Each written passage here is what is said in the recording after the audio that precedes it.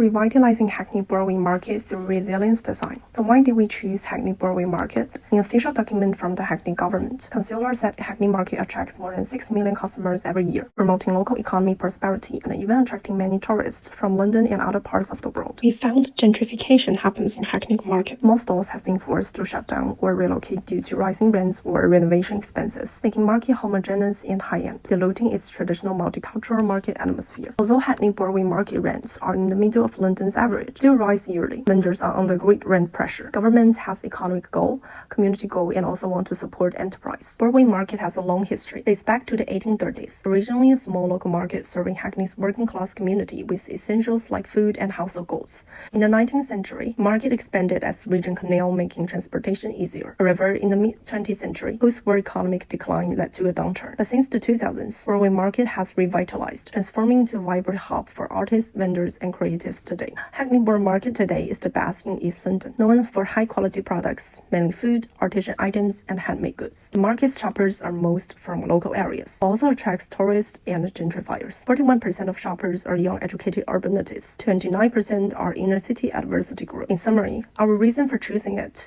to use 4 keywords: specific, important, urgency, and opportunity. Also, with our background, we believe this topic is something we can work on. We also face the grand challenge theme of resilience. So, our next step was to identify research questions. We visited Hackney 4 times, exploring Broadway Market, Hackney Week, and Hackney Lane. We interviewed 8 vendors across 4 industries. At the same time, we also looked into Hackney's official website, market strategy documents, and social media pages. During our first field exploration in Hackney, we were attracted by its rich street market culture. Hackney has many markets and they are very lively. We think this is an important part of the area. For our second field research, we decided to focus on Broadway Market. This market has many different stalls which are grouped into 4 main types: food, handicrafts, flowers, and clothing.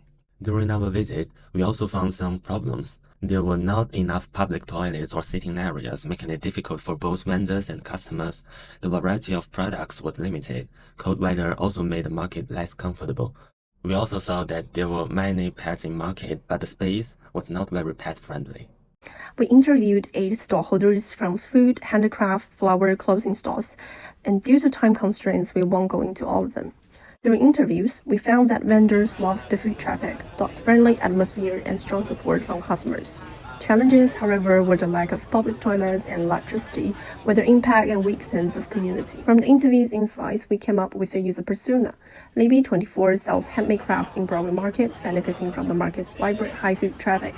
She struggles with rising rents, no secure storage, harsh weather, limited lighting, heating, and security concerns.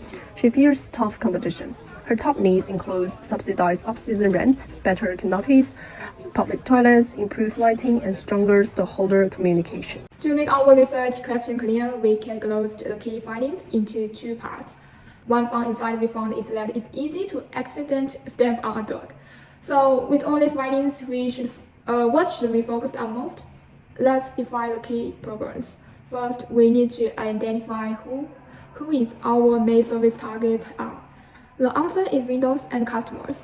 They are the key players in Broadway Market, and whenever they are tourists or residents, they all come as customers.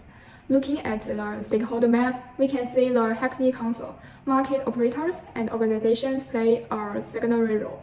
This means our design can leverage their resources to create a solution that benefits both business and customers, achieving a win-win situation. Next, I mapped out the problems on a coordinate axis. I divided them into 4 coordinators based on cost, high vs low, and frequency, high vs low, from the perspective of customers and vendors. To prioritize, I created a diffusion model. Our main focus is on issues that are both high frequency and low cost. So our design objectives come from the key issues with high priority. First, we have economy resilience, helping the market grow and improving business opportunities for vendors. And next is social resilience, creating a stronger sense of community and making the market a more inclusive space. And finally, infrastructure experience resilience, addressing practical challenges like safety, tourists, and weather impact to improve the overall experience.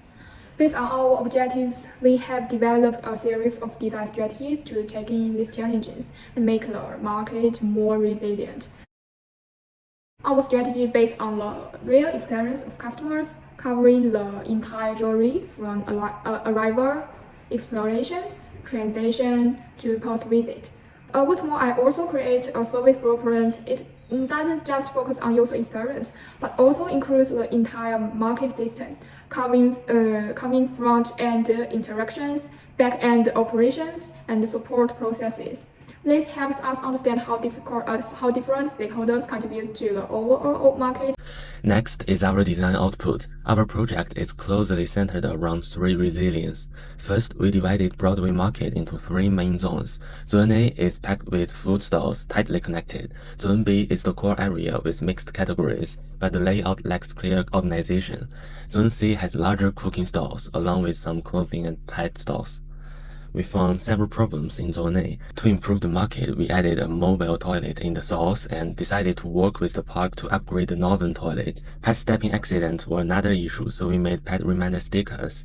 Customers had to stand while eating, so we add dining areas with warm seating in winter and shade in summer.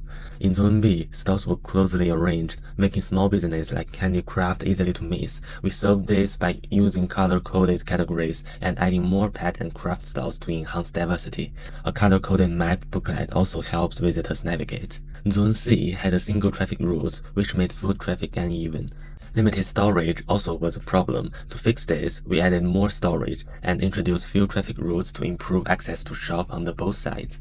Finally, we added special event stalls for seasonal and community activities to create a sense of belonging. To enhance brand image and market trader cohesion resilience, we created a new brand visual identity for London Broadway Market Centers on the core idea of merging heritage and modern creativity. Here's the brand code. This mood board represents our logo design. In the 1980s, Broadway Market faced a demolition, but the community united to save it. Writing Broadway Market is not a sinking ship, it's a submarine, symbolizing hope. The efforts preserve the market, but many long-time traders feel it has lost its original culture and sense of belonging right now. We aim to restore this sense of belonging through our logo. Where the current design is elegant and minimal, it lacks a clear link to the market's history and culture. Our logo features a submarine as a tribute to past community efforts, along with Regent's Canal and the 1980s market architecture elements. Our team explored two logo directions. After we introduced the inspiration behind both sets of the logos, people showed a strong preference for the submarine logo. They felt that its historical significance made it more meaningful and memorable. We decided to follow community's opinion and choose the submarine as the new market logo. We've gone straight to the original branding font, Gaudi Trajan,